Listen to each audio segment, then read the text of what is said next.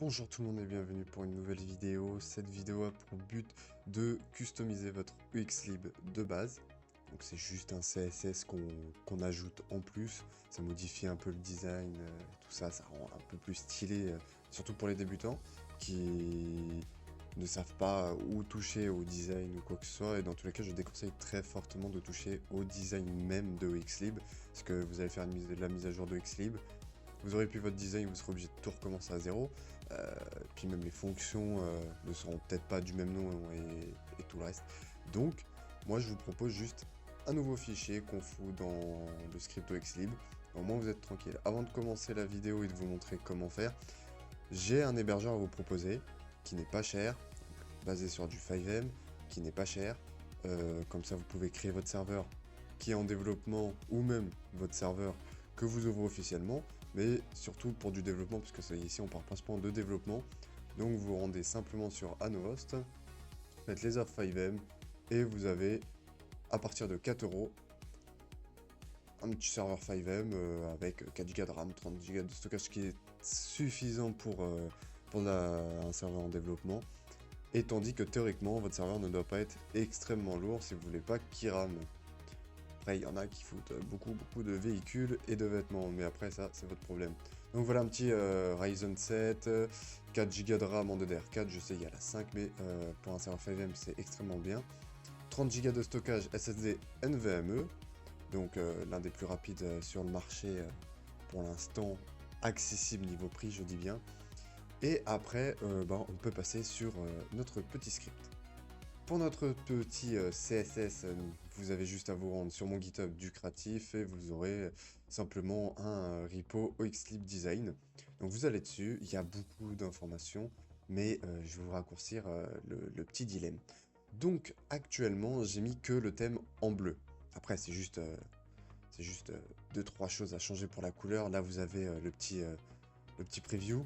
Donc voilà, on a un petit fond transparent, que ce soit sur le bouton, les sélections. Puis voilà, quand vous passez votre souris dessus, vous avez la couleur. Donc après, j'essayerai de faire plusieurs couleurs, du rouge, du vert, etc. Donc je vous ai mis le bleu qui est juste là dans le relays. Donc voilà, vous avez le bleu, vous avez juste à prendre le CSS. Là, vous avez juste le fichier de base custom, donc c'est le même, c'est le bleu. Mais après, si vous voulez, si vous voyez plusieurs couleurs, et si vous voyez, admettons, 2, 3, 4, vous allez là, dans les relays, et vous aurez les différents. Donc là, actuellement, il n'y a que le bleu. Pour ce faire, après, vous allez dans votre script Xlib. Donc actuellement, moi, c'est la version 2.0.2, il me semble, si je me trompe pas. Ah bah non, j'ai dit n'importe quoi, c'est le 3. Oui, c'est le 3. Après, il me semble qu'il avait chargé en 2 points, 2 points, mais bon, après, ça, c'est pas... Ouais, bon, bref. J'ai le 3.30.6. J'ai testé sur le 2.0.2. Après, oui, je pense que j'ai dû essayer sur la dernière version. Mais en tout cas, ça fonctionne. Parce que selon les versions, vous avez dans le code, en tout cas le design, les fonctions qui diffèrent un peu. Soit des nouvelles fonctions, soit les changements de nom vite fait. Donc voilà, faut surtout faire attention. Si ça fonctionne pas ou autre, dans tous les cas, vous venez me voir et puis on adapte, il n'y a pas de souci. Donc, vous prenez le fichier CSS qui est dans le repo. Après, vous allez dans Web, vous allez dans Asset, et puis voilà, vous le calez ici. Vous créez un nouveau fichier, vous l'appelez comme vous voulez, .css à la fin. Et du coup, vous mettez soit le fichier directement, soit vous copiez le code, peu importe. Après, de ce fait, vous pouvez modifier les couleurs, etc. Vous avez les couleurs ici. Vous pouvez tout modifier. Faites attention, ce que je vous conseille quand vous faites des modifications ou autre, vous faites un restart de votre serveur et pas juste un restart du script, parce que je pense que vous devez avoir des scripts qui fonctionnent avec Xlib. Si vous faites ça, tous les scripts qui fonctionnent avec Xlib vont se stop automatiquement, mais par contre, ils vont pas se restart. Donc voilà, un peu chiant, mais pratique si vous savez les couleurs que vous voulez.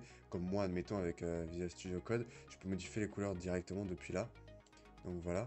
Dans le index, vous avez juste une petite ligne à prendre. Donc pour pas vous prendre la tête, vous prenez cette ligne là. Donc vous prenez celui du index.css. Donc le nom peut différer puisque c'est le build qui change. Donc vous prenez la dernière ligne, vous la collez en dessous et vous mettez le nom de votre fichier CSS. Arrivé là, vous startez votre serveur tranquillement, vous vérifiez qu'il n'y a pas d'erreur qui peut y avoir côté console. Après, théoriquement, c'est pas côté serveur le CSS, c'est côté F8, la touche F8, donc la console niveau joueur, puisque c'est client. Après, vous allez dans votre jeu, et puis vous voyez du coup que, voilà, in-game, si admettons vous changez le bleu, bah principalement c'est le bleu qui va être là, visuellement ici. Hop, donc je vais vous montrer par rapport à ce menu-là, et puis on va aller voir par rapport aussi à un autre menu qui fonctionne aussi avec le OXlib. Donc voilà, ça fonctionne pareil. Donc là on a la clé, acheter une clé, et voilà, le design il change à peu près partout. Donc les boutons, tout ça. Donc voilà. Si vous avez des thèmes à proposer ou autre, n'hésitez pas à les mettre dans le repo. Et comme ça, après, enfin, vous créez des forks ou autre, vous voyez. Comme ça, après, moi, j'adapte, j'ajoute, bien sûr, avec votre crédit. Et puis voilà, ça reste du classique. On touche pas du tout au Xlib de base. Parce que je ne veux pas qu'après, on me dise, oh, bah, j'ai fait la mise à jour, etc. Ou, admettons, vous avez 36 versions différentes. Et qu'admettons, moi, j'utilise la 3.30.6. Vous utilisez une beaucoup plus ancienne, vous appelez les mêmes fonctions, les mêmes imports, etc. Donc moi je vais devoir vous aider parce que je suis gentil, mais par la suite ça va faire trop de versions différentes. Donc moi ce que je conseille c'est vous les modifier complètement lui de base, donc admettons comme celui-là. Lui il utilise OXlib pour des imports, les exports, etc. Mais le design est 100% géré à part. Même chose pour l'un des derniers scripts que j'ai sorti qui était encore que sur la base de GRP. Voilà, ça c'est un UI à part, mais il utilise des imports et des exports de Xlib.